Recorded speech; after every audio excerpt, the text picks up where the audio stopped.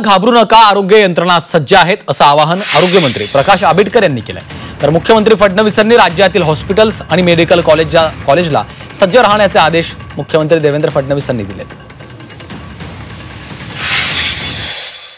माझी आपल्या सगळ्यांच्या वतीने सर्व नागरिकांना विनंती अशी आहे की कोरोना आताच्या परिस्थितीमध्ये आपल्या सगळ्यांच्या बरोबर ज्या पद्धतीने पूर्वी कोरोनाची भीती होती अशी भीती बाळगण्याची कोणतीही काळजी करण्याची गरज नाही। प्रतिकारशक्ती आपल्या सगळ्यांची वाढल्यामुळे कोरोना आता जरी असला, कारण आता जरी आपण बघितलं तर स्वाईन फ्लू जो आहे तो 15 वर्षांपूर्वी 15-16 वर्षापूर्वी स्वाईन फ्लू होता। तो स्वाईन फ्लूचे पेशंट आजही आढळतात, परंतु त्याचं एकूण प्रमाण जे आहे ते खूप कमी झालं।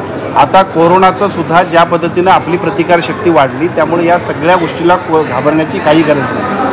अजिबात अशा सगळ्या गोष्टींवरती अफवांवरती विश्वास ठेवण्याची गरज नाही। कोणत्याही आजाराला अत्यावश्यक अशा पद्धतीच्या सगळ्या प्रक्रियेसाठी जे काही उपाययोजना करायला पाहिजे त्यासाठी आरोग्य विभागाची सगळी यंत्रणा नेहमीच सज्ज असते।